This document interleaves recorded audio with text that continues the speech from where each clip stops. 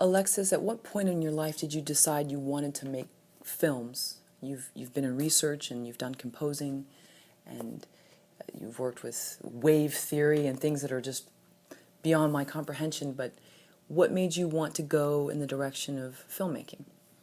Well, I've always been interested in filmmaking, and I've always found it fascinating for reasons I'd never quite understood. But I would read biographies of various filmmakers, the famous directors, and so forth. But a point came in my composing where I thought, well, I've got an unusual approach to composition. So I'm combining kind of elements of science and technology with elements of art. And I began to think, I wonder if this could be used in a film, because I've always loved film. I've always wanted the chance to make a film. But can you really do that? Can you? Because all of my compositions, you know, they happen live. So they have some elements, say subatomic particles in a violin live, or making waves in a wave pool turn into music live. Film isn't a live medium. You know, film is fixed and you show it. And then it was about 2 years ago, or maybe a year and a half ago, that I thought, why does it have to be a fixed medium? Why can't it actually change? Why can't you have a film that changes while people are watching it? And it was at that point, about a year and a half ago, that I actually thought I really could make a film here, because it's my desire to make a film coming at the same time as my realization of how my unique skill set could bring something new to making a film. What would you advise other people who are professionals in one arena of their life and then later on decide to maybe not switch careers entirely, but add something new to their plate? How do they begin? How do they compartmentalize their life? Well, that's a very interesting question, actually, because there's been kind of two situations. There was obviously that situation with making a film, and at the point of deciding to make a film, it took a bit of a leap of faith, really. It was a kind of, I can do this if I get the right team on board. With the music, that was a bigger decision, because that had been something running in the background through my life since my early teens, and it was only when I was in my mid-30s that I decided I've got to change. You know, I was working on Wall Street, and I had the best job I could imagine having, and then I actually switched to working for a startup, and you know, trying to become rich through a tech startup. But the point came when I thought, I'm not starting my new career. I knew I either wanted to write or do music. I knew I wanted to do something more creative, and it wasn't happening. I was trying to be a singer-songwriter. I was trying to compose electronic dance music. You know, trying to come up with that magic disc that I could then release to the world to show what I could do, and somebody would give me the platform or the money or the way to do this. And it wasn't, nothing was happening, and I wasn't sure what to do. And then I thought, I've got to change my life. I have to change. I can only change my career if I change my life. And so I thought, well, what could I do? Well, what I originally was going to do is do a music degree. This is where luck comes into it as well, good fortune, if you want to call it. I decided I want to do a music degree. That'll make a big shift. And then I couldn't get on the music degree I wanted to, because they were moving it down the country too far away. I didn't want to travel. I searched at a closer university, and by chance I saw they had a PhD in computer music available at the university in my town. There's not that many computer music research groups around the country in the UK. So this is the good fortune coming into it, and of course, starting on a PhD, you start much higher up the ladder, and in computer music, composition is often a very strong element in the academic study. So I decided I'm going to stop this job that I'm doing, which was the best paid job I'd ever had, and I'm going to divide my salary to 1/3 of its current value. I did have a little help, I must admit, from my family. So I had some family help, but not a huge amount, just a small amount. And I started at the bottom again. It wasn't quite the bottom because it's a postgrad degree, but it was starting again, and that was the big decision, was being willing to lower the salary and start again. Did you see any other, and I'm putting words in your mouth, but frustrated creatives when you were on Wall Street or at some of your other places of employment at the tech startup, people that you could probably tell they were just sort of phoning it in, that they really didn't want to be there, but they knew for whatever reason, societal pressure or the paycheck, which is a very good reason to stay someplace, but I know it has a price. Could you see that in other people and also see it in yourself? I see frustrated creatives all the time. It's like it seems to be symptomatic of the situation. Is that I mean, I went through that long period of trying to find, how do I do this? How do I do this? There doesn't seem to be a manual. Maybe there is a manual, but I read it and I didn't listen to it. It's really hard to take advice about this, I find. I don't know why that is. But yeah, I would come across people all the time. I think I think a lot of people just think that you can't be a creative and make a living, that you can't make money from this. I think they divide the world. People who are frustrated creatives, I mean, I'm talking about myself really, but where I was then, I kind of divided the world into the creative people that could make money from it, and those like myself who were probably very talented, but for some reason couldn't make money from it. No one understood, no one appreciated me. And I created that wall. And I think there was also a frustration because working on Wall Street, working in artificial intelligence, working in a tech startup, these are all defined career plans. And there were simple steps I could take, which is a person with a kind of, who likes to do things technically, not technically, but logically, and build in a simple way. It seemed that's what I wanted to do, and that wasn't available for me in the creative path. And I could see that any defined element wasn't going to do it. It could put me into advertising, which is kind of creative. It could put me into a number of careers which are kind of creative, but not what I wanted. You bring up an excellent point about, sort of that A to B to C, this defined path there where you go and you accomplish these certain amount of, hours or whatever it is to accomplish something, and then you're at the next level. Whereas with a creative career, there's not a set path, and it's often self-generated in terms of you have to drum up that sort of noise for yourself. Where did you get in your life where you were able to let go of that path? I mean, I was aware that I didn't really know where to go with developing a creative career, and I was frightened that I would just set out somewhere, I wouldn't know where I was going, and I could fail. But I remember sitting in an office in the best paid job I'd had, and sitting at the desk and thinking, I'm just going to walk out. And it happened twice that I was sitting there, perfectly nice people, perfectly good job, and I was just going to walk out of the office. So it was basically, it was that kind of feeling. It was almost equal being pulled and being pushed. It was that feeling of I can't put up with doing this anymore, knowing that I want to do something creative. So I'm going to take a risk. I'm going to go out and do something. But it is a problem because how it kind of feels to me, I'm not an entrepreneur as such, but it almost feels to me like every project, you have to start a new business. It's a little one, and the product you're selling is something you kind of know some people aren't going to like, and you don't know who's going to like it, and the business could fail. The product may not even work, but you've got to start this business, and that's one of the scary things. I think being an artist is closer to being an entrepreneur than it is to having these predefined career paths. And you almost have to be your own taskmaster. And if someone's not good at that, then I think that it's difficult. Are you great at staying on track and giving yourself a to-do list for the day, or however you organize your time? Are you sort of your own, maniacal boss in your head? I mean, sometimes I think that's what it takes to really push someone. Maybe I'm too hard on myself, but I don't think I'm so great at organizing myself. One of the things I've been fortunate with, which actually I mentioned in the article I wrote for your website, was I've had predefined performance dates or premiere dates.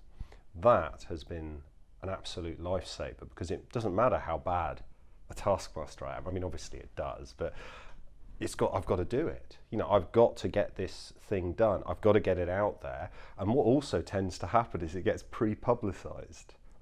After my first few compositions, my commissions for music, the next one was publicised in the national media as a result of a PR company. So you don't screw up when it's been publicised in the national media and you've got a fixed performance date. You don't have to be a good taskmaster, because you're going to do it, you know, and I did it. Alexis, in your bio, it says that you were, a former editor for the poetry webzine Brink. And I'm wondering, how did that come about? And then what lessons did you take to that you've now brought to your creative career? Well, it's funny with Brink. It came about through that similar spirit, which I think has helped me to move forward my creative career, which was, I thought it would be a good idea. I wanted to do it. And so I just did it. There was one other element, which I was quite lucky. This was back in, it was kind of the first couple of years that the internet started getting known, in the UK anyway. And because of my technical abilities, I was able to write the code for this internet web page. You didn't have web page designers back then. So I had to write web code. And there weren't many poets around. In fact, I don't know if there were any around then. There were one or two. There was a kind of community on the internet, but it was mostly by email. So there weren't many poets who could write computer code. So that's how that came about, is I could do that. And I had this idea for what's called hyper poetry, which I won't go into, but I'm now quoted in some academic texts as one of the first, as an example of a hyper poet, but really it's not worth talking about. It's a technical point. But if anything, Brink taught me about that if you just do something and it's innovative and it's interesting and it's got quality, people will notice it. It will get noticed, but not for a long time. It took a long time before Brink was kind of, and my relationship to hyperpoetry was noticed. So I've learned since then that publicity, if you like, promotion, is very important, and it's quite it's the game of publicity, if you like. A lot of people do it badly, and it's frustrating sometimes. I have to be careful what I say here about they're, you know, journalists and everyone, the people, this imagined bunch of people on the other end of the email, on the other end of the phone call, who are stopping you from getting what you want, or who are stopping you from getting your message out to the public or whatever. They're just busy people trying to do their job, trying not to upset their boss, you know, and they need to be, you need to capture their interest. I mean, if I email journalists, the subject line of the email has to be mind-blowing. You know, it has to have something. It's either got to be mind-blowing. I mean, if it's something like, you know, Britney Spears falls down dead in the middle of the street in the subject line, it doesn't need to be. I mean, that is actually mind-blowing. Well, Britney Spears does anything, yeah. Then that's going to be like, they'll open that email. But if it's Alexis Kirke, they're not going to open the email. I've got to put something else in there. You know, something like. You know, I've been lucky. The projects that interest me tend to be quite unusual because of my fascination with the arts and my fascination with the sciences. So the trick has been wording it. So for example, the film that I made, I think one of the reasons it got a lot of publicity was not necessarily the content of the film. It was the byline I came up with, which was a film that watches you while you watch it. And such, you know, a few words has made a difference to my film career. You know, as a result of that, I think significantly as a result of that, maybe not entirely because of that, but I got stuff in IndieWire and IMDb and all, you know, and National Public Radio and a lot of national and international press about the film, not the content of the film, but the concept of the film. And I really think that byline, for a busy journalist, they can just read that at the top of the press release, read it at the top of the email, and bam. You'd mentioned just a bit ago that if you do something innovative and you stay with it, people notice. what I've seen is that people come up with wonderful ideas and they don't stick with it. They expect it to be, a year in, and if it's not making them $1 million or six figures, and they abandon it or they get tired of it. So do you have any tips for people to kind of keep that fire going with a project, even though you may be the only one beating that drum? I'd almost answer that question in the opposite of what you've asked, which is I use my fire for a project. My projects are not 2-year projects, okay? They might take 2 years to bring to fruition, but they don't take up large amounts of my time for 2 years. So my projects, compared to many projects, are relatively short term, compared to, say, a feature film. So that kind of fire inside, if I lose that fire about a project, I almost take it as a sign. If I've lost fire about this project, why should anybody else care about it? And that's one of the signs. And because what I tend to do is I don't take one project and push it forward. I'm in quite a fortunate position, in fact, because I'm an academic, I am salaried. All right, so I get money every month, no matter what, and they let me spend at least 50% of my time doing what I want to do, as long as it's good for the university. So doing the composing or the filmmaking, so what I do, because of that, I can take a relatively risky approach. I throw lots of projects at the wall. I come up with loads of project ideas. I start off far too many projects. I send far too many emails to loads of people. And what happens is some projects just die. And they die quite naturally and it tends to be, I just lose interest in them.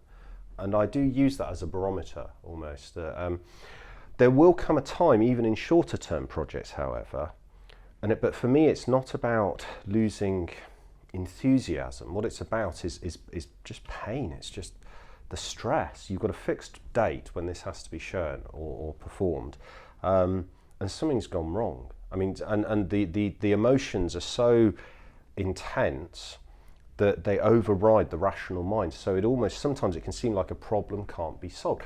The reason I'm in LA is because I was invited to do a performance for Stanford at the California Academy of Sciences in San Francisco. So I drove down here for a holiday afterwards. Anyway, that performance, I was there in the Academy in front of the world's top physicists and set up the equipment for my subatomic particles and my violinist. And the equipment for the subatomic particles was not working. This was within an hour, having travelled halfway across the world to do this performance. Within an hour of the performance, the equipment wasn't working. Now, it wasn't that it wasn't working. What it was is there was a problem that needed to be fixed, but I was so emotionally overwrought and the pressure was so much that it felt that what my mind was saying is, I could fail, I'm going to fail, what if I fail? Whereas what you have to do is overcome that, and in spite of that, it's got to be, I've got to solve this, I can. And then eventually I was like, I can solve this. And I remember another situation with that same performance, the premiere back in England at Plymouth University, because that was actually, it was commissioned by Peninsula Arts at Plymouth University, and we had the premiere there. Because I'm a member of the Interdisciplinary Centre for Computer Music Research, which is where we developed it. Now, I remember a few days before that performance, somebody said to me, this may not be able to, I don't want to go into details, but basically something happened 2 days before, which may have meant the performance couldn't happen. And I remember sitting at my desk and I remember thinking, this pain is too much. I can't cope with this stress. It had been in multiple papers already. I'd produced a video which had gone around the web, and I remember sitting at my desk and just my head sinking to my hands and just thinking, I can't cope with this. But then a short time after, I thought, I have to cope with this. And I think that does develop muscles inside of you, but it also makes me, I remember I tweeted after the San Francisco performance, because it was a great success. The performance at San Francisco a couple of days ago was a great success. So, and I remember tweeting, kind of saying, why do I do this to myself? Am I a masochist? Why would I do this? But of course, the reason I do it, that performance, that thing I did, no one else has done that. Maybe there's very few people around who would want to do it. It's an expression of me, and I got the opportunity to be paid to do that, to put it on. And I've done that now. You know, no one can take that away from me. I was at that venue in front of those people in that city doing what for some people might think was impossible, and I did it. And that's it. That's a bit of my life now done. And there's a few things, and a lot of those, when I look back, have been arts things over the last few years. You know, I achieved that, I did that, and that's I've got that for the rest of my life now. Do you think creative Darwinism depends on pain tolerance? I think that's a really interesting question, and I think creative Darwinism, there's a couple of elements to it. I think there's a risk. Is it pain tolerance? I'm not sure. People will put up with a lot of pain. They will do. If they want something enough, they will tend to put up with a lot of pain. I do think there's a risk tolerance element in creativity, which not everyone has.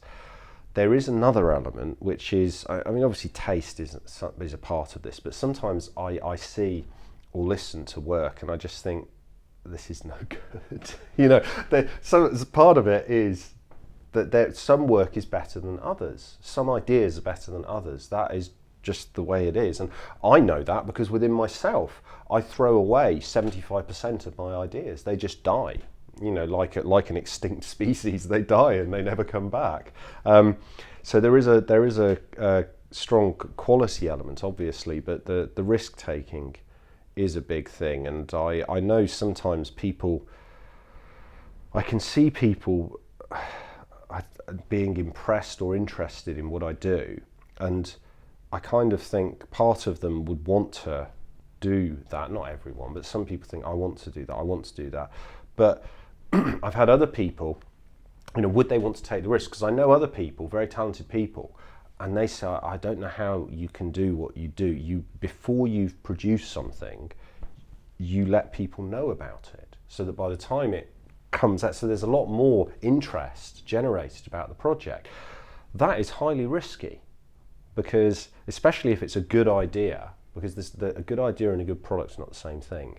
You know, I have lots and lots of good ideas. My product varies. The quality of my product varies on, you know, just how well I can do implementing the idea. So, but the good ideas often get widely publicised, especially when there's a fixed date for the premiere or the performance.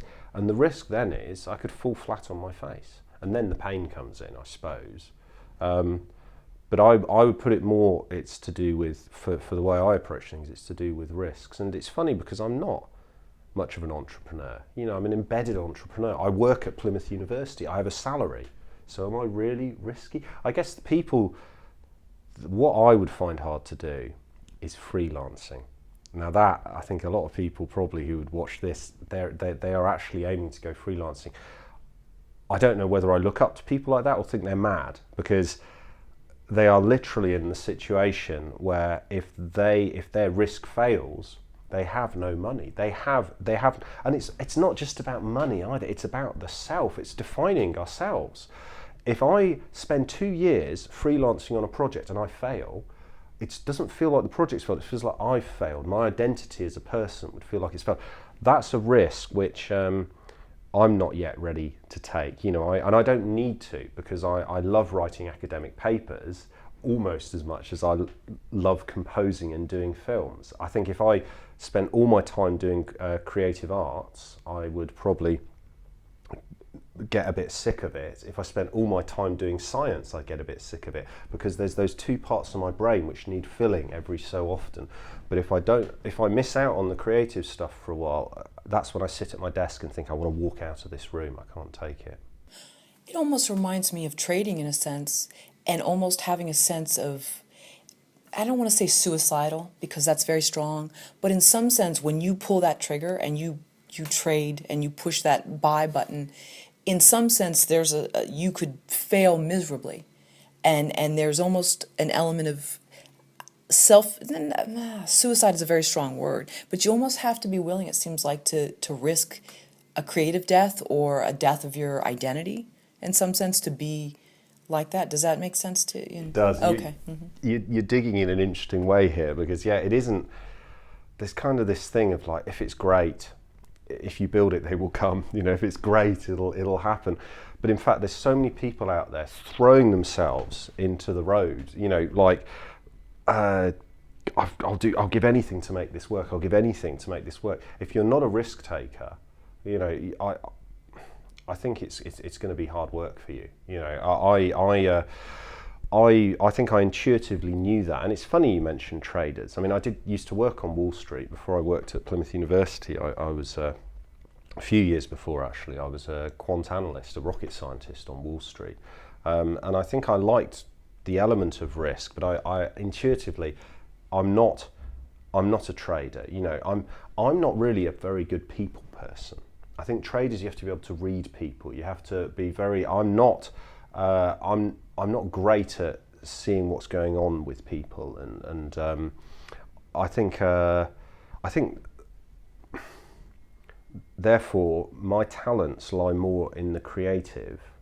Therefore, if I'm going to press a button on that trade and risk the trader would be risking whatever, 5 million. If I'm going to press a button and risk my reputation and my future career, it's going to be on the thing that I know how to do business with, or that I'm best at. And it seems that events have conspired to teach me that this is what I'm best at. This is, that I'm not uniquely, but well positioned to be good at. And therefore that's where I'll take the risk.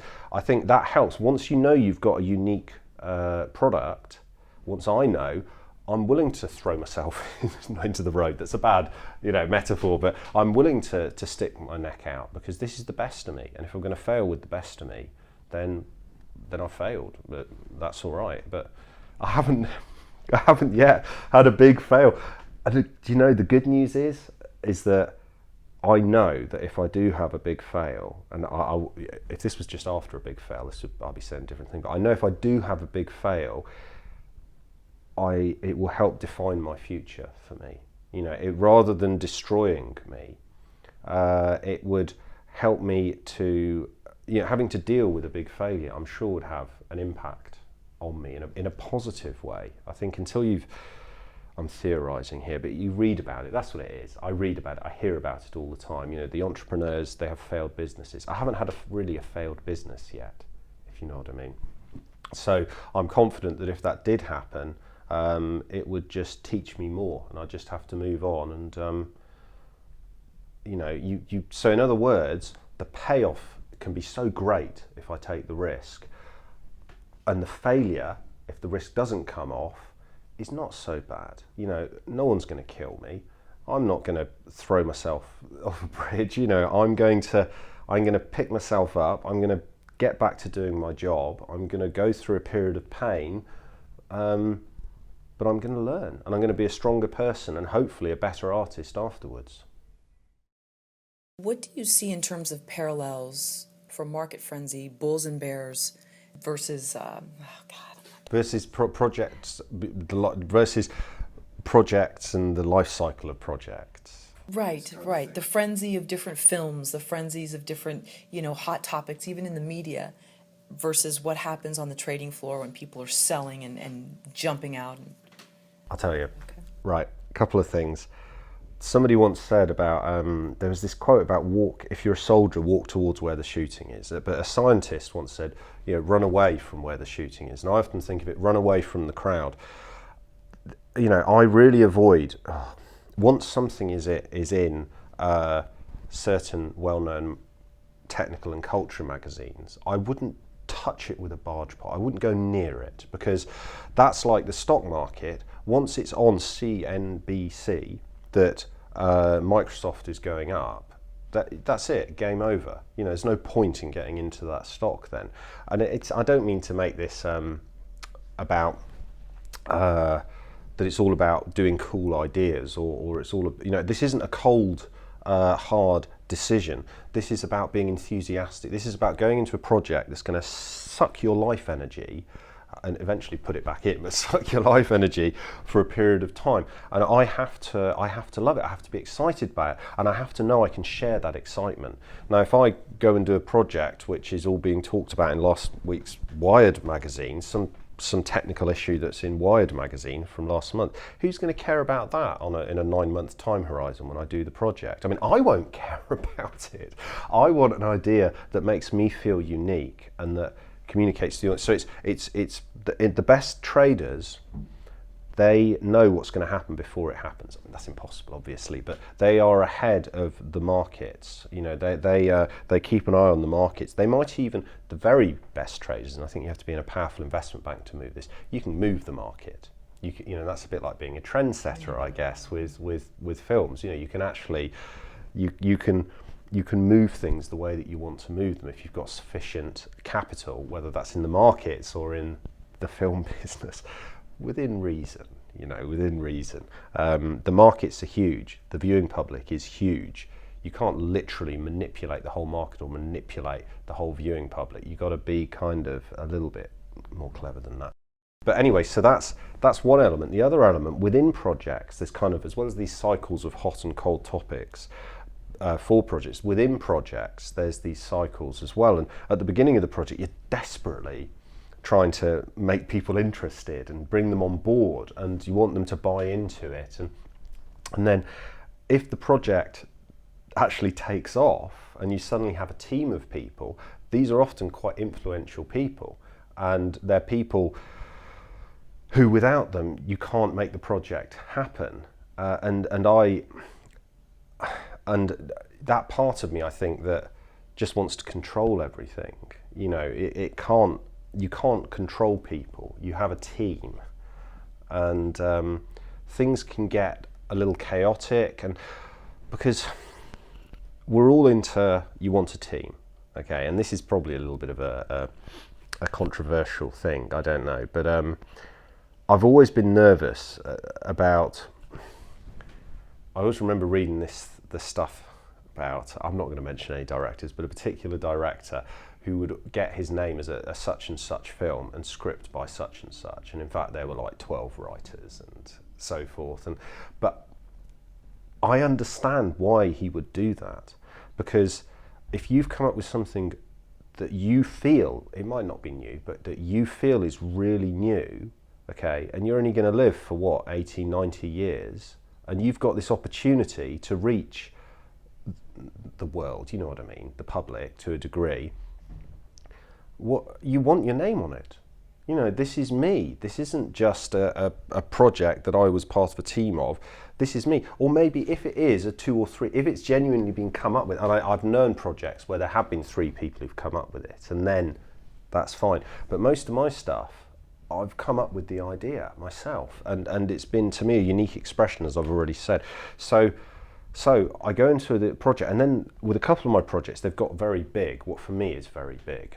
And people have come on board who are influential and who I have to give them some creative freedom, and I have to give them some credit. And you have to navigate those choppy markets carefully. You have to navigate that part of the project carefully. It's trying to maintain, I remember there's one particular project, my opera project. I had somebody who was a consultant, the financial consultant. Although I worked on Wall Street, I hadn't been on Wall Street for years. And so I got this guy from Barclays Bank who agreed to be financial consultant. And in fact, the project ended up being sponsored by Barclays Bank and supported by Plymouth University. So this opera, it got to the point where this guy from Barclays Bank, Greg Davies, who's head of quantitative and behavioural finance at Barclays Bank, he did so much. You know, he made it not just technically and creatively, but emotionally possible for me to finish this project. And although to me, in many ways, this opera, Open Outcry, is my greatest thing I've done so far, I had to give him some credit. And I ended up changing it to Open Outcry, originated by Alexis Kirke, composed or created by Alexis Kirke and Greg Davies. And of course, there's another side to this. When you tell someone earlier on in a project that you're giving them a co-creator credit, they invest themselves so much more into the project as well. So you get, as what they put in more, they know they're going to get more afterwards, and so they put in more. So whether Greg would have done that anyway, I think he probably would have. But in general, I have in I've got to be careful what I say, but I find that when I give people, and when I started doing projects, all right, I was really buy Alexis Kirke, buy Alexis Kirke, buy Alexis Kirke. And you're seeing when I make videos, my name's Alexis Kirke. I always brand myself.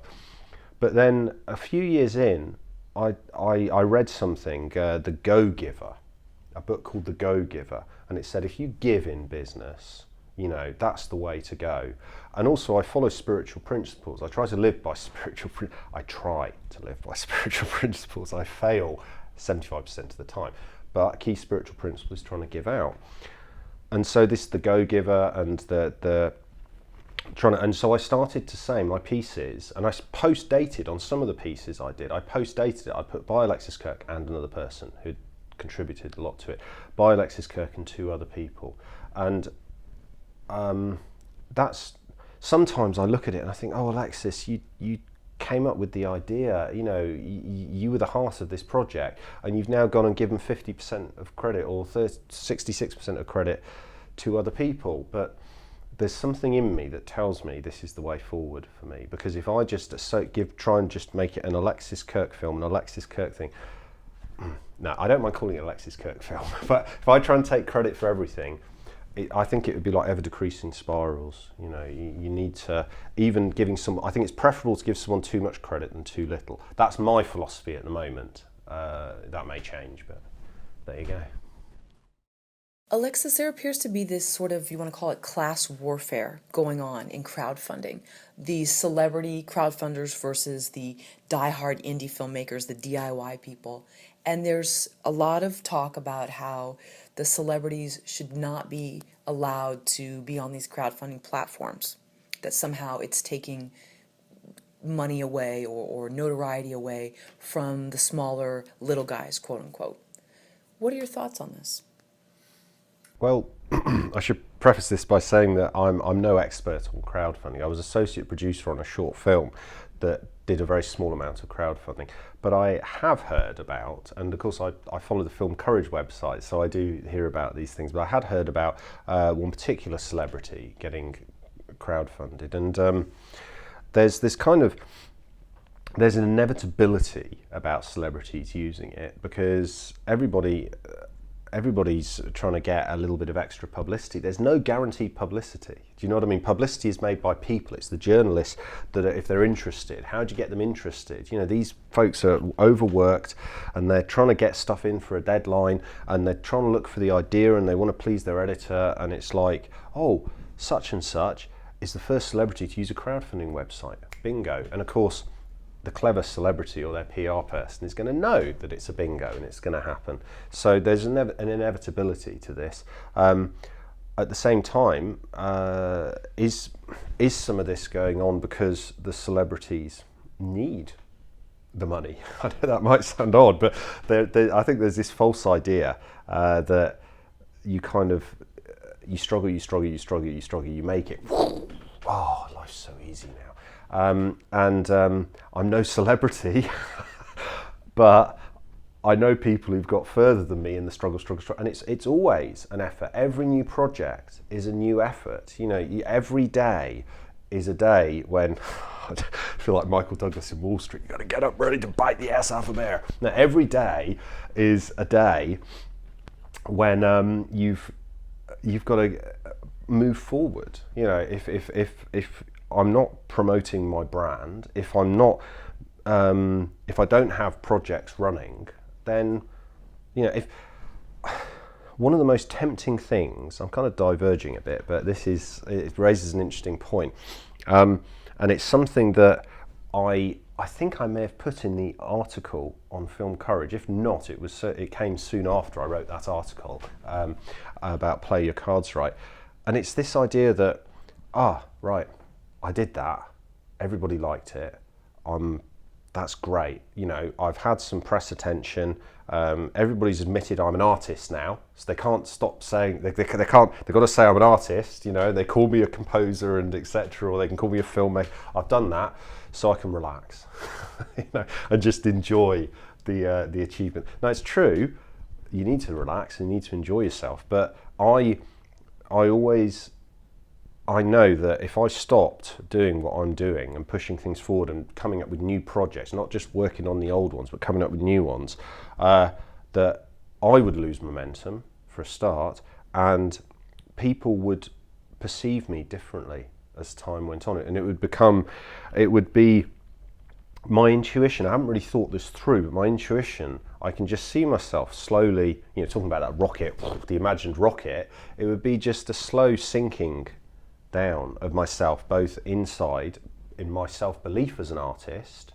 and in terms of people, where I work. Because bear in mind, as I said, I have a salary, I'm there, I have a job title, a job description, and part of that is the being an artist. And people's perception of me there would sink down, and gradually I'd become more and more of a scientist. And which is, there's nothing wrong. If I wasn't a scientist, I'd go mental. If I wasn't an artist, I'd go mad.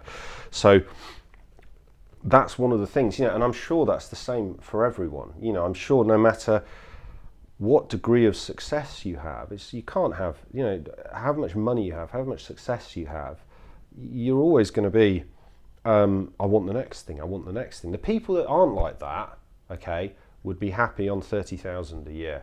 As happy as they were on, 30 million a year. Slight exaggeration, but you see my point.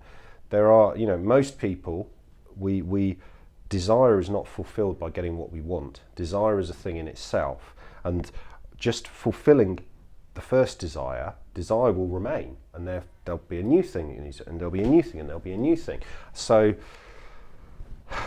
it's a rather deep philosophical answer for a question about crowdfunding and celebrities, and I'm sure there is this element of just taking advantage of the publicity.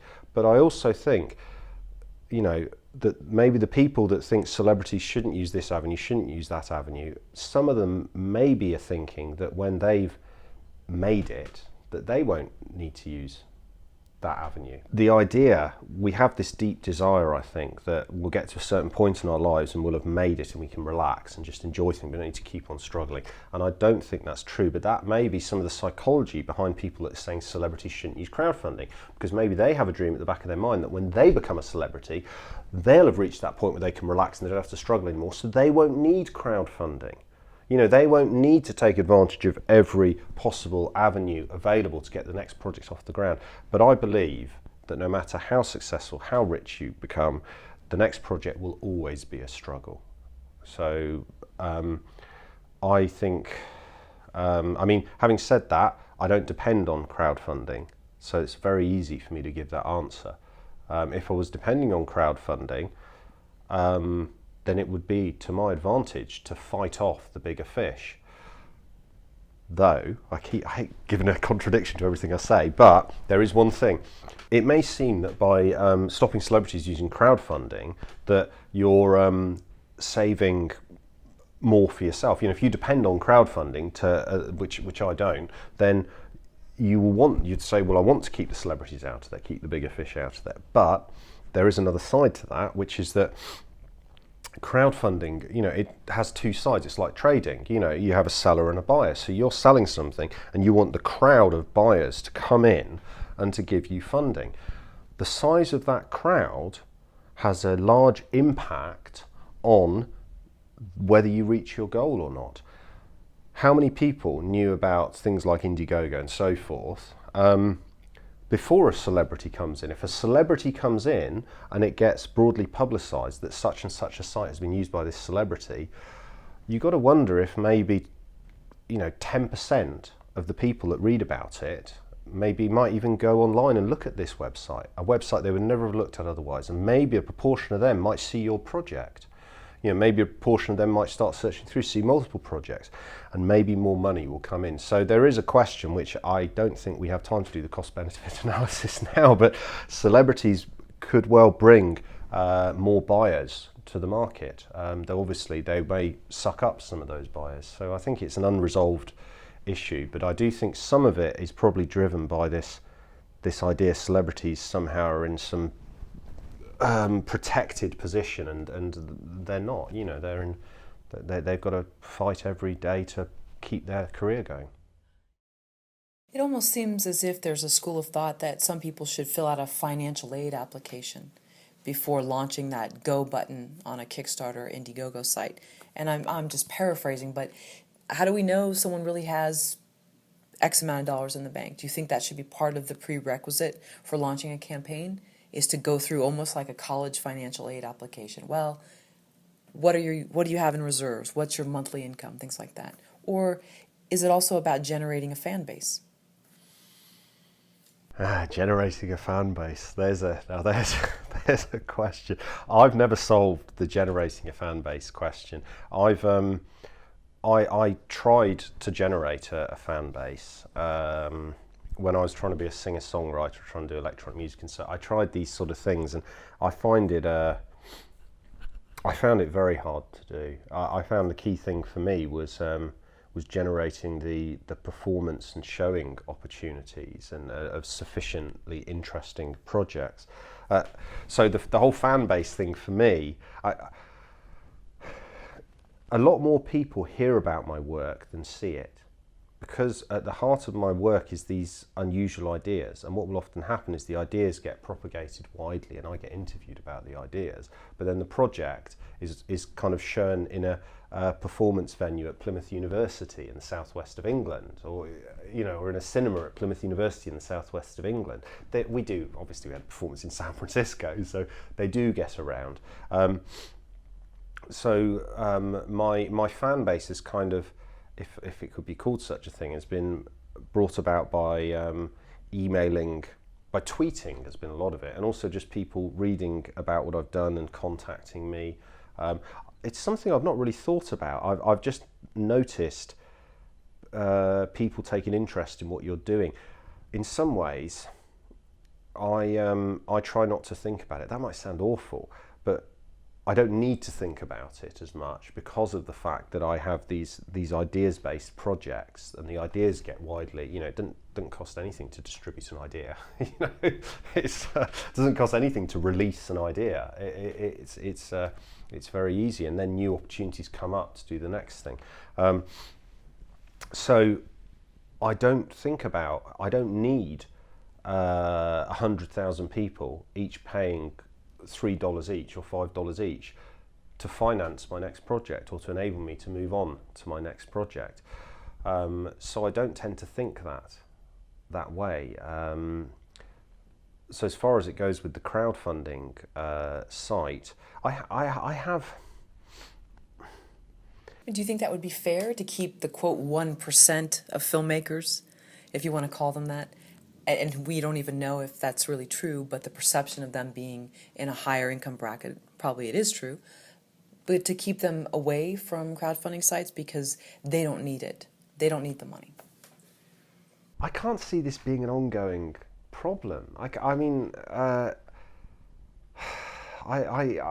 It seems to me that isn't it reverse discrimination in some sense? Yeah, it's the sort of problem. I can't see you're going to get a whole load of famous filmmakers continuously using crowdfunding websites.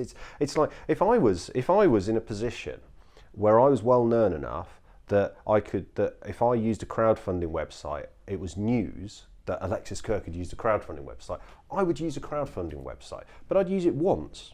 Because the second time, what does it give me? I mean, it gives me money, I suppose. But my intuition's telling me that crowdfunding, the whole heart of crowdfunding, is based around people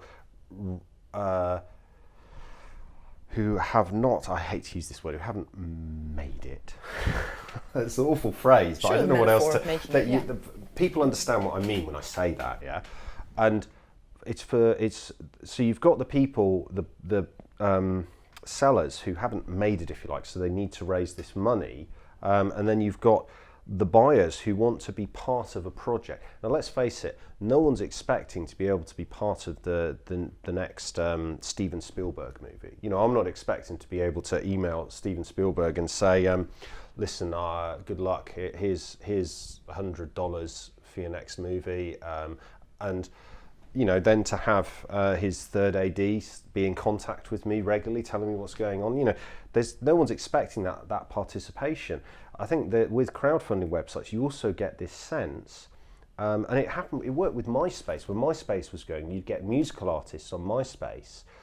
People felt these were music artists who were relatively new. One of the most powerful elements of MySpace, a quite powerful element of MySpace, was that you could have contact with these music artists whose music you loved, and they weren't famous as such. They hadn't made it as such, but they were great artists, and they had some of that glamour of someone who's made it. They were in the business. There's something glamorous about people that throw themselves out there. There's something glamorous about somebody that will take a huge risk and make a feature.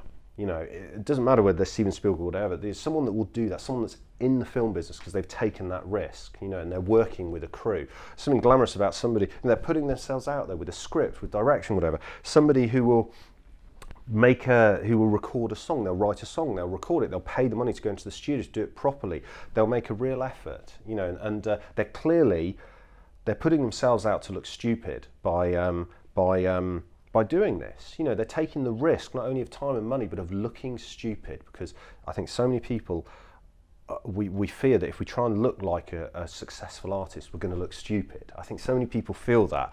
And there's something glamorous about the people that take that risk, not just about the people that get a National Enquirer or whatever. And crowdfunding gives an opportunity for the general public to interact with people taking this glamorous risk, if you like. And I think that's an element with it as well. I certainly know when I've been on the other side of the crowdfunding thing, it's been quite tempting to think, wow, I could be part of this movie, and the guy's not famous or anything, but maybe it'll be a successful movie and I'll have been part of it, or so I think that's quite a strong element, but the fan base thing is not really my element as much.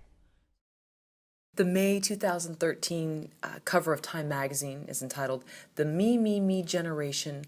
Millennials are lazy, entitled narcissists who still live with their parents. Why they will save us all." And it's written by Joel Stein. They say that millennials will save us all because they have time to ruminate on things and they will come up with a better way to do things. They're not sort of driven by a schedule maybe or responsibility as prior generations were. And so maybe they will actually have more time to come up with answers to some of the things that plague us currently. Your thoughts? Well, as you started that question, I was thinking one thing, and you finished it, I thought another. I feel I've been in this fortunate position where I can think about unusual thoughts, and I try to let myself think about unusual things. So, to me, that is quite important. However, because I do that, I notice the contrast between me and some of the people around me. You need to turn these thoughts into actions. One of the things I found, it always amazes me when it happens, though I know it's not, but it does amaze me. I have some idea that I think this is brilliant, okay? And I go and I tell somebody about it, and they don't do anything. I'm expecting them to grab me by the shoulders and say, "Alexis, that's such a brilliant idea. Let me do at least 70% of the work for you." And I'm always, for some reason, I always feel disappointed when they won't do it. But the thing is, and I have this delusion again and again, but the thing is people, it's a self-centered view of the world. People are all trying to get on with their lives. People, every day they get up and they have an inspiration for that day, and they do it, and they're kind of set on doing that. And suddenly some idiot comes along and says, what about making a short film which is controlled by brainwaves? Isn't that a brilliant idea?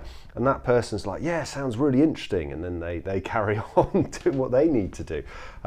So I think it's all very well kind of ruminating and coming up with good ideas, but there needs to be some goal-driven element, I believe, as well. Now, this it's funny. I have taught some music students at Plymouth University, and I don't generally teach, but I've given them talks about technology and music and science and music a couple of times a year. And what I also talk about is my projects, and one of the reasons I do that is to try and get collaborators I say collaborators, really just people to do things on the projects.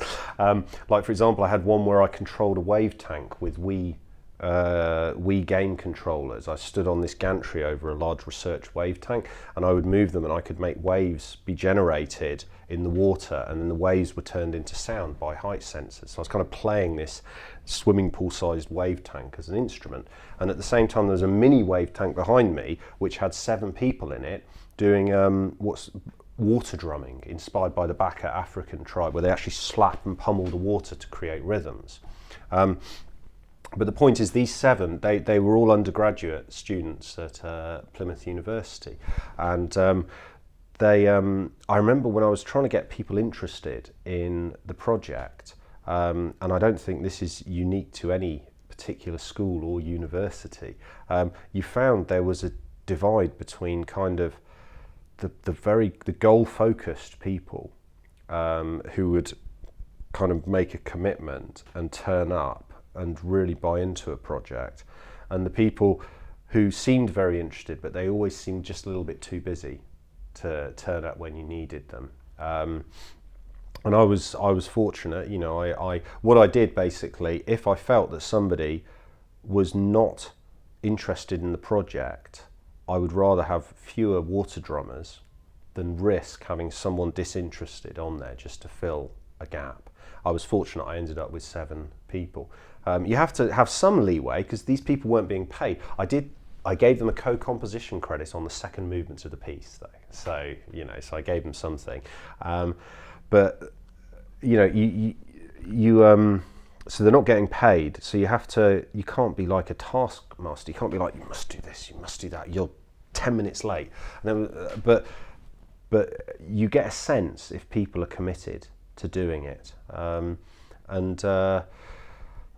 So I think it is important. I am in a privileged position where I can come up with unusual ideas, and once you've had a few successful unusual ideas, people, you know it's in your job description after that you have to do this, and you have to allow yourself to think freely. And I've become a little concerned recently because I've got to a point where I've achieved more success than I thought I could, and things are solidifying just a little bit, not a lot, but things are solidifying in my mind and my emotions a little bit, and what constitutes a project and what sort of artist I am and so forth. And I thought, if I need to keep I need to get a stick into the kind of cement of my mind and stir it back up and loosen it up again, because my value is in consistently bringing together unusual concepts and bringing them together into a new concept. Now, if I become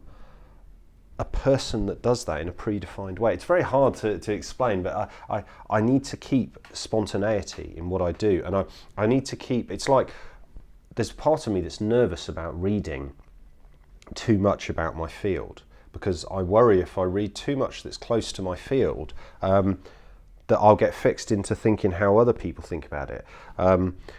And that I'll start thinking more about the field than participating in it. But if I don't read anything, where's the input? Where are the concepts that I'm going to put together? And I'm at a point now where I haven't been doing a lot of reading for the last year or so, and I'm thinking, where am I going to get my input from? Where am I going to go and get these new ideas from? So you need input as well. You know, there's got to. I feel there's got to be some goal orientation. There's got to be time to think in a loose way. You've got to give the brain time. It can take days for it all to come together. So and also you need some input. You know.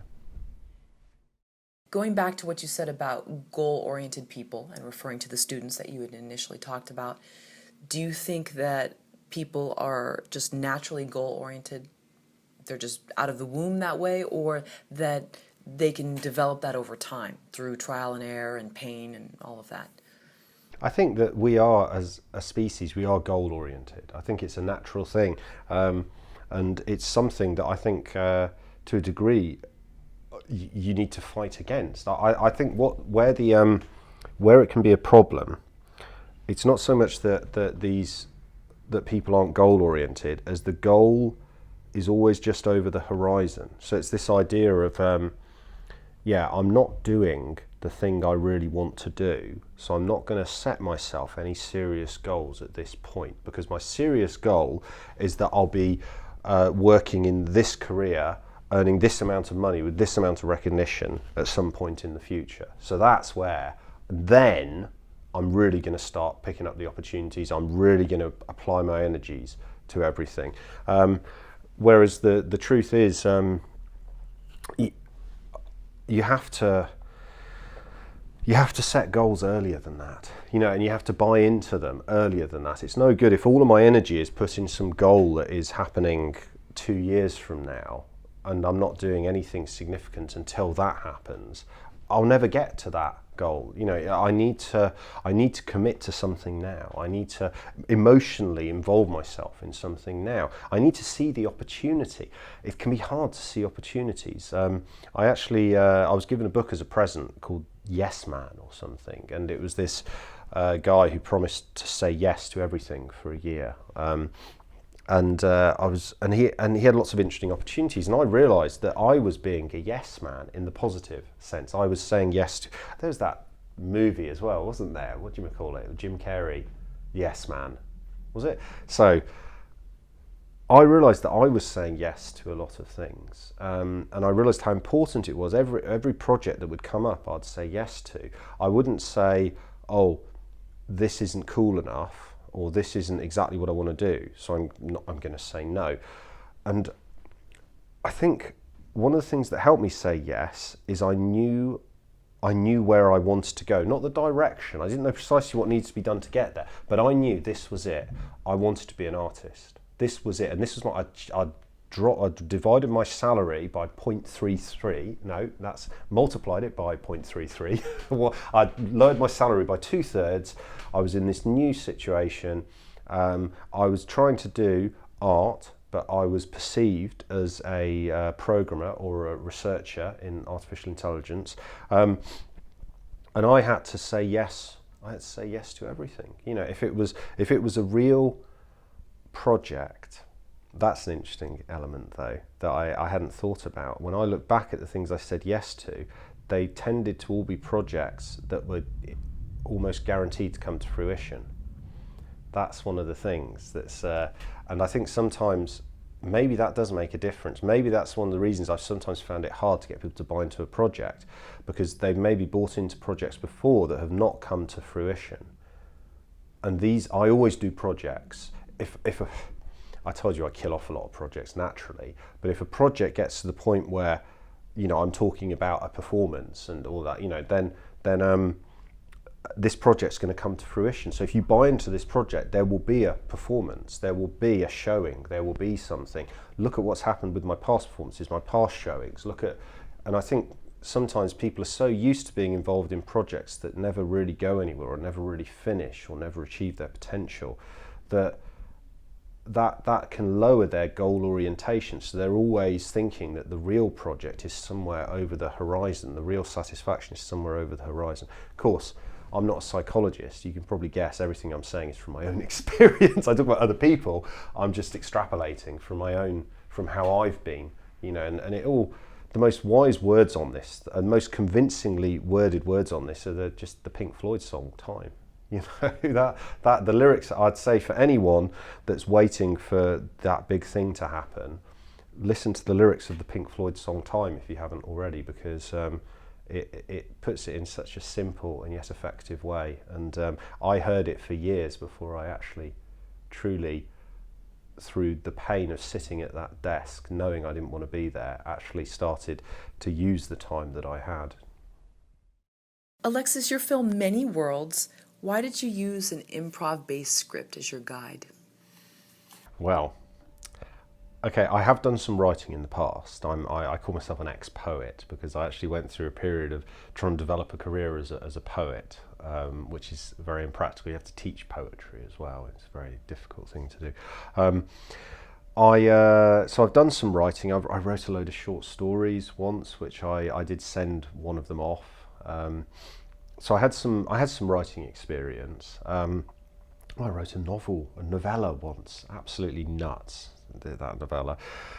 But when I came to Many Worlds, what's interesting about Many Worlds, or what I found interesting about Many Worlds, is that 4 members of the audience were going to have their biosignals read. So a little bit like I'm wired up with a microphone, they were going to be wired up, one of them with measuring their perspiration, one of them measuring their brain waves, one of them their heart rate, and one of them their muscle tension, were they gripping the seat or whatever.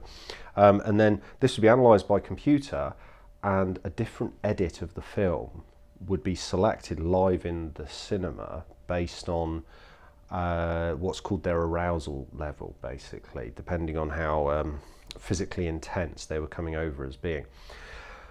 So, thing with that, you can't just have one script, because I say it's different edit, it was actually a different story. So there were 4 different stories. They all started the same, then they split into 2, then each of those 2 split into 2.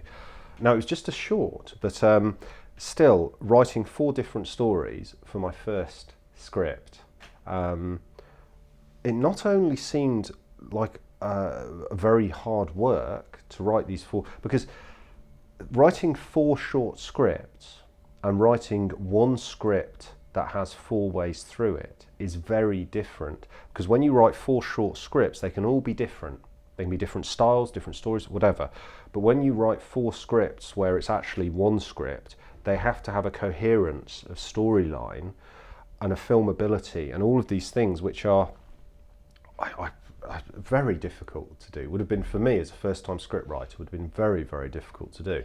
Now, I'd seen Goodbye Promise, and I thought, well, this is good, this is this doesn't seem, it's not like you're watching it thinking, oh yeah, this is improvised, oh yeah, this is improvised, and I thought, I wonder what would happen if because what would happen if I wrote the story? Because I think what I did first with Many Worlds is I wrote the story with 4 routes through it.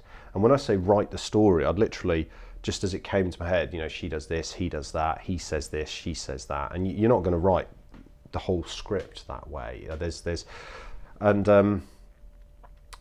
I thought, well, what if that's what I gave to the actors? And then worked with them to rehearse and to come up, so it's got suggested dialogue, and then they could try that, and then I could say, look, I need these concepts put into it. And interestingly, the 2 actors that were speaking the most had a lot of experience of improv and working together doing improv, which was so fortunate that was the case. I'm probably more fortunate than I realised at the time. So I worked with them to do that, and afterwards I thought, well, actually, this is quite interesting, because the human mind, we naturally think in multiple strands. We think in many worlds. We think, what am I going to do today? I might do this, I might do that. And when we're fearful, we think of all the different scenarios. We write multiple scripts, they're not scripts, multiple stories in our heads of what's going to happen. And so the human mind very naturally thinks in terms of multi-branching scripts, but it doesn't write in those terms. It's so having a script where people had to think it to bring it to life, they had to act it to bring it to life, was more natural than trying to write a 4-way script. Because what I was saying to the actors, in fact, the actors knew the script better than I did, in the sense that by the end of the film, I was saying to them, so what did I was meant to be directing this. I was like, so what's this one? And then this route through the script, what do you do? And then that route. They knew it better than me, because the human mind is naturally good at thinking in terms of multi-paths, but it's a lot different when you're the writer and you're trying to do that. And I'm so glad that I kind of had the inspiration. It was a Goodbye Promise, but it was also a film that you folks reported on, set on a subway train, that used some improv as well. So it's both from the Film Courage website that I heard about these things, and that kind of inspired me to try this. So that's the background. Alexis, you wrote an article for Film Courage. You wrote a few, one of which was Play Your Cards Right. I think it was from March of last year. You give 10 tips. First one, get involved. 2, do it for free. Do projects you have to finish. Be open to collaboration. Say yes, which is a running theme, and I like that theme, it's great. Promote yourself. At some point, start getting paid, which I think I can hear the cheers coming. Play your cards right. don't get distracted, and enjoy yourself and be inspired. Which one of those 10 do you think is the most crucial? Of course, besides getting paid. Everyone wants the getting paid one. Which would I say is the most crucial? Or are they all necessary? Maybe they're all part of They've all been important to me. I think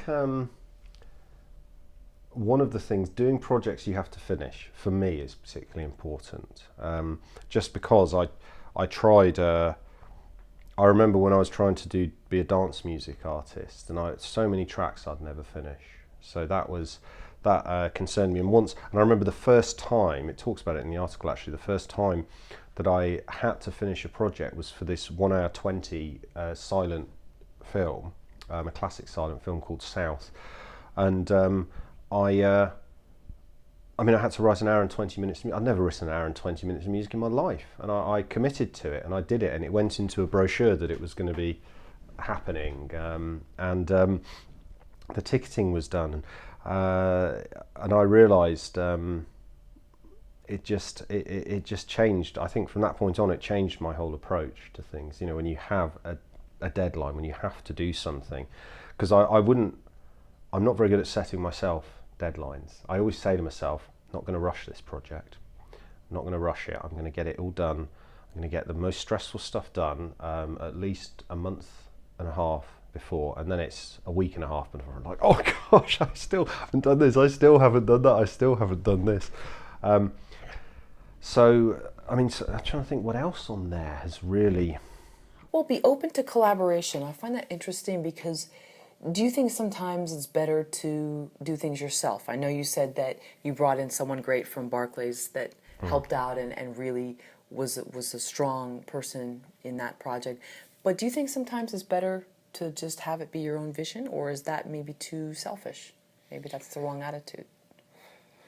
It's too many cooks in the kitchen. You do need to keep your own vision. I've worked a lot with the two people that have been like my mentors have been Professor Eduardo Miranda at Plymouth University. He runs the research group, the Interdisciplinary Centre for Computer Music Research, and Simon Eibel, who's the Director of Music at Plymouth University. Now, I've worked a lot with Simon Eibel because he takes what are sometimes quite geeky and impractical ideas, and he says, how can we make this presentable to an audience, and not just to an audience of computer music geeks, but to a broader audience, to anyone who's interested. Simon's very much into kind of getting the community interested in the general public interested in what's being done, and introducing them to something slightly new.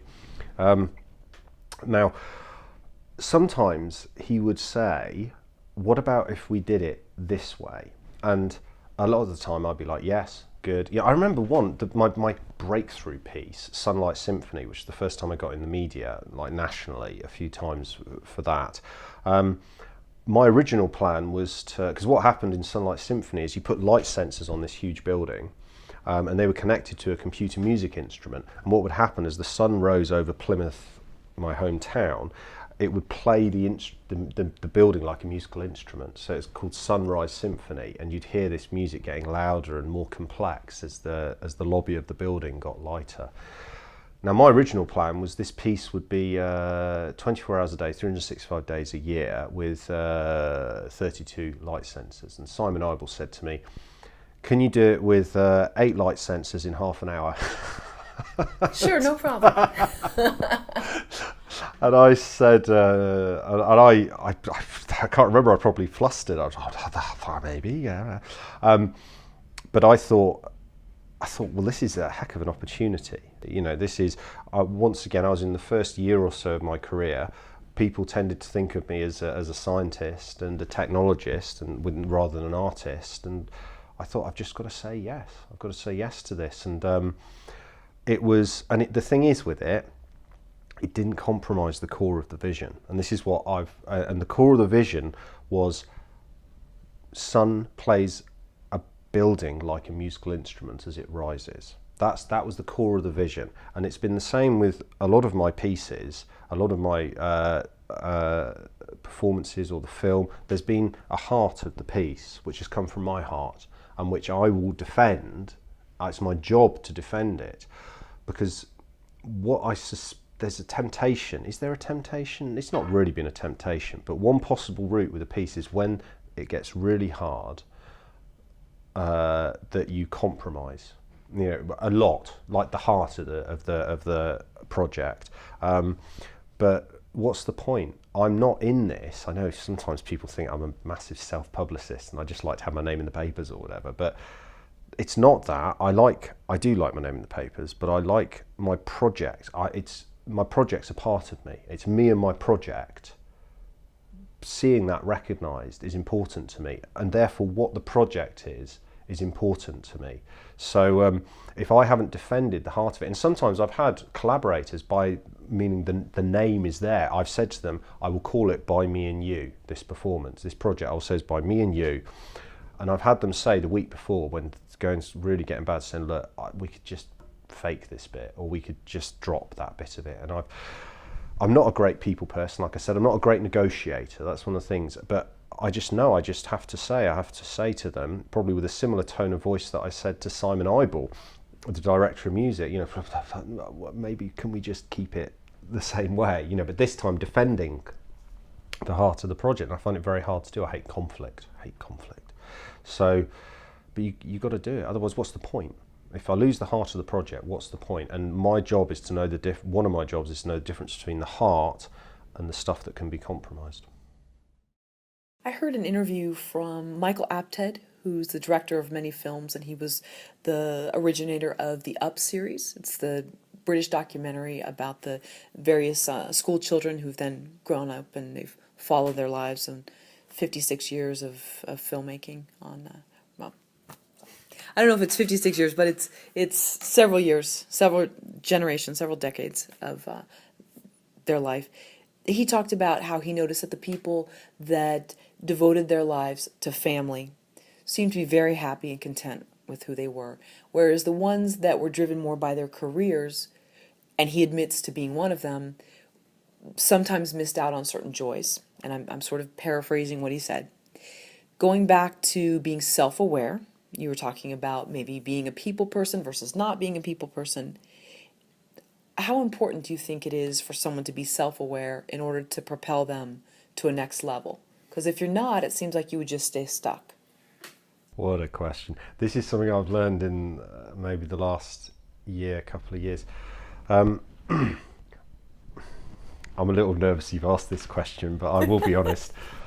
I remember somebody, a mentor of mine many years ago, said, because I've had a variety of careers, and he said, I think you could do any career, but I'm not sure how far you could get in it. And I remember thinking when he said that, you really angry with him, and I didn't say anything. I just, this was a few years ago, and I think he was referring to my particular stage of personal development then, and it was basically being able to achieve things as an artist is not just about how talented I am. Maybe it is for others, but for me, it's not just about how talented I am. It's about being aware of my flaws, being aware of how I react to people and how people react to how I am, and trying to compensate for that, trying to make allowances for that. So, for example, and I believe that the limits in the career I'm at now, I'm not convinced are going to be set by my talent. I think they'll be set by my character and how well I'm able to deal with things like, as we've talked about, collaborating with others, things like how I behave after I've had some publicity, how I collaborate with the same people after I've had some success. Does that change the way I am with them as a person? So I've realised in the last couple of years that's going to be, or the last year, that will be the limit. It will be my emotional abilities, I believe, rather than my technical or talent abilities that will limit me. So I'm constantly trying to develop personally to deal with that, I try some of the things I'm aware of when I get caught up in the hurly-burly of project publicity. I can become quite, it's quite elating, I find. It's quite exciting when you see stuff and you get people calling from papers or the TV or whatever, and you have a run of this, and I can get caught up in it, basically. And How so? Sorry to interrupt that. well, I look at, if I look at my heroes that I read about or see on TV or whatever, okay, and I'm impressed by them, all right, then I get noticed a little bit in the press and on TV, and I think there's a part of my brain that says, oh, I'm a little bit like those people that I'm impressed by. Maybe I'm impressive. All right, and I start to become, and it's a character flaw of mine, I become overly impressed by myself. Now that can impact how I am with the people that I depend on in two ways. First of all, I depend on them because without them, there's no project. Without them, there's no audience. Without them, there's no infrastructure for me to work within. The other reason I'm dependent is if it's all about the project. Yeah, I understand this idea that you can get obsessed with business, with the art, and you lose out on a personal level. But if that goes too far, what's the point of the art? If I can't share that with someone apart from people reading a newspaper, for a very short period of time, knowing that there's a bunch of people out there reading about what you're doing and being impressed by it, or seeing what you're doing and being impressed by it, for a very short period of time, that can substitute for genuine human contact. But in the end, what really matters is being able to talk to somebody you care about or you're close to, really being able to share it with someone physically who's there. And so these relationships need to be maintained, both to just, what's the point of achieving what you achieve unless you can share it with the people that you work with and around you, and rather than, you know, them thinking, oh, he's getting too big for his boots, now he's been on television or something. And also these people, you've got to work with them professionally in the future. So that, I think, has been the most important thing that I've learned. And I will, some of the things I'll do, I will overcompensate in my mind. I will think I'm probably being too pushy or too arrogant here. I'll rather be, I'd rather be less arrogant. What am I trying to say? I'd rather not be arrogant enough or not be pushy enough just to take to compensate for what I know is my tendency for when a project is starting to get popular and interesting, my tendency to inflate my own sense of importance and my own sense of what's right and so forth. So that's something I've learned recently. That but the good news is this: the fact I've said this to you, I wouldn't say this to you if I didn't have a handle on this. I wouldn't say this to you if it was a flaw I was aware of that I hadn't developed tools for dealing with it. And it's, I mean, this is just the one I've been, I've had to deal with multiple ones before, and things like avoiding problems is a big one, and I think everyone does it. Avoiding conflict. These are all. I hate conflict. I will let a project run late or become more risky because I just don't want to have the conflict of saying to someone, I'm overly nervous of jeopardizing professional relationships. So I don't like to say to someone, and this probably relates to the conflict thing, I don't like to say to someone, look, no, I don't want to do this, or no, we've got to do it this way, because I'm overly nervous that it'll damage the professional relationship. This is getting far too self-confessional. But these are all, I think the good news is, if this sounds like I'm being very negative on myself, the fact I'm able to say it shows that I've got a better chance of developing this career, which is the career that's been closest to my heart of all the ones that I've done and tried over the years. I've got a better chance of actually moving this one forward.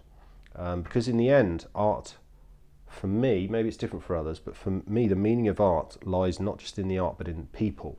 And if I'm isolating myself from people, if I'm unable to function within a team-based environment, if I'm going off into the, I think that sums it up. What is there? What's the point?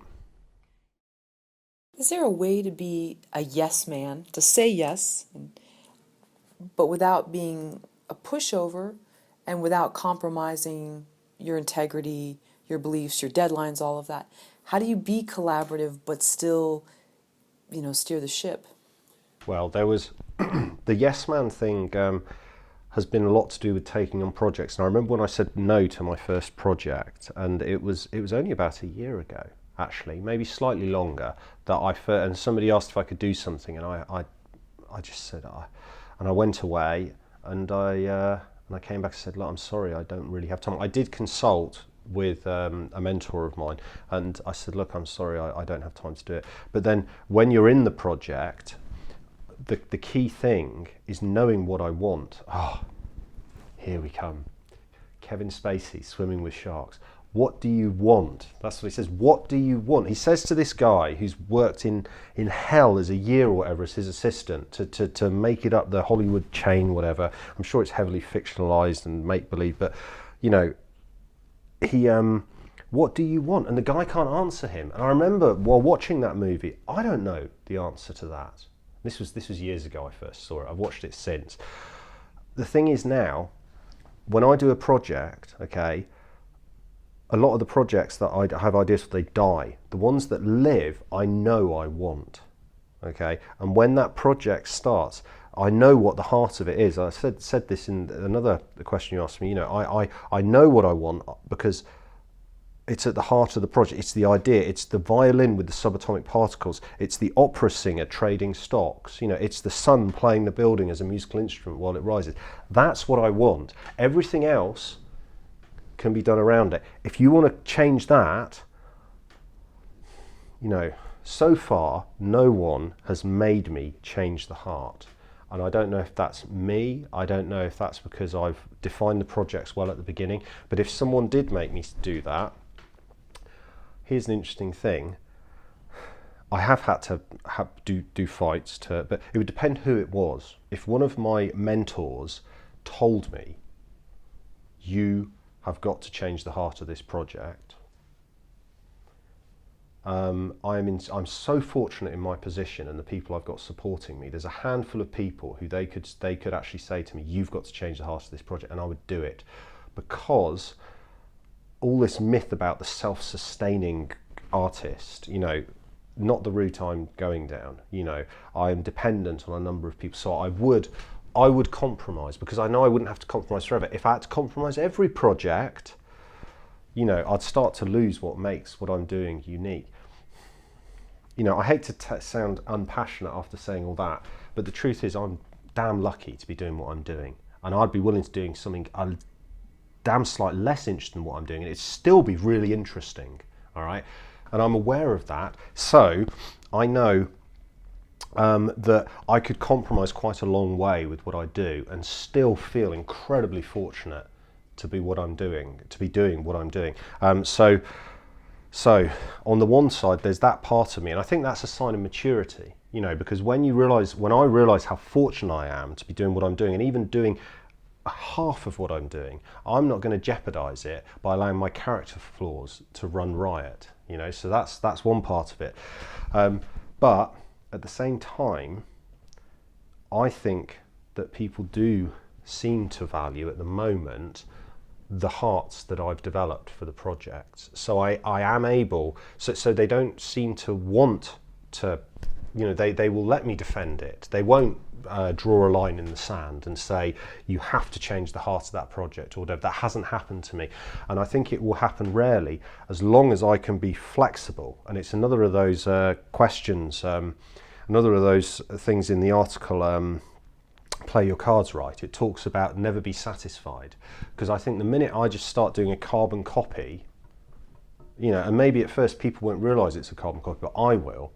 And if I just start doing a carbon copy of everything, eventually, other people will it'll lose that power that enables me to have a heart that people don't try to cut or change or make me compromise, and it will give me the passion that when that does happen, I can defend it. But I am not somebody who wants to live starving in a tiny studio flat just doing the thing that I believe is artistically brilliant, because I don't think I am artistically brilliant. I think I'm good at what I do. I think I'm good at my little bit, but I don't think there are some people who are just brilliant, amazing, historically amazing, and maybe they're the ones that can get away with being isolated from the world and from society and from reality, because the work they do is just so amazing that it will survive. But even maybe that's a myth, I don't know. If someone came to you and said, Alexis, how do I become self-aware? What would you advise them? Ho, ho, ho. Well. Yes. I would say to them, I couldn't really tell them. What I would have to say to them, I could tell them what they could do is have your major emotional and personal crisis in your early 20s, and then find a way of dealing with it, and then maintain that way of dealing with it for the rest of your life, no matter how great you think you become, how sorted you think you become. Just keep on, whatever it was that enabled you to pull yourself out of that hole, just keep on doing it, because the right spiritual principles practiced continuously, I've found, they can deal with all the stuff that comes up. Everything I've talked about dealing with personal issues in the professional world, I've learned about it because I've gone into the professional world and I've made a mistake. I've had an interaction with someone where I've got it wrong. I've upset someone, I've damaged something, and I've gone home and I've looked at it in the light of the spiritual principles or whatever, and the things that I use, and I've tried, and I've got a little more self-awareness, and that happens, and I make the mistake again, and I go back and I look at it and I try and be honest with myself about it, and I get a little more self-awareness. And this is a process that I wish I could take credit for it, but it's someone else's spiritual principles. It only happened because I just utterly failed early in college. I just had a bad experience in college, so I had to find a new way of living life, and it just happens to have been continuously applicable for many years. You said earlier that if someone can have this crisis, sort of the dark night of the soul in their 20s, that's great, and then maybe move up from there. But for everyone, that doesn't always happen. So what if someone's in their 30s, 40s, 50s, and beyond, and they have this sort of breakdown, and they've realized they've never really been self-aware? There's still time. What would you tell them? Because now, of course, they're expected to pull it together and be part of society, and you can't flounder and be moody as a middle-aged person. But what would you tell them? Everybody has a starting point. Well, I think if there's, obviously our situations are all unique, but one of the things I had to admit was that I didn't really have the solution. I think there's a strong culture in the Western world of, I did it my way, the strength is within you, and but I actually had to say to myself, I had to find another way of living daily life, these spiritual principles, and to do that though, it takes a certain amount of honesty. It takes, in fact, a gut level degree of self-honesty to really be willing to do that. And I think it's a sacrifice, it's to make that, so it's like, okay, if you're in your 40s and you've spent 40 years developing your habits, implanting your neural brain, your neural brain pathways, that they're not fixed, but they're pretty well run in. It's going to be hard for you to break out of those habits, and frankly, you may not be able to do it with the way that you have always done things. It's like, that old picking things up by the bootstraps. The brain can't sort out the brain. I had to come up with new habits, new ways of doing things. They were different to the way I saw the world. They jarred with me. They contradicted a lot of things that I believe to be true about the world. What I'm saying is that willingness to take on a new way of doing things was so important. As long as I couldn't magically, and the brain is not a computer. I used to think for years the brain's a computer. It's not. The brain is just a very complicated heart. It's an emotional, it's a huge emotional thing with this little layer of rationality on top that's totally at mercy from any emotions that are strong enough. And that 4 decades of emotions and emotional habits cannot be suddenly come over by this tiny little bit of rational mind. You know, for me, I had to find a new way of approaching the fundamental issues of life, and I had to be willing to do that, and that willingness was key, I think. And it can seem like a destruction of self, but the thing is, if that self's failed, what are you going to do?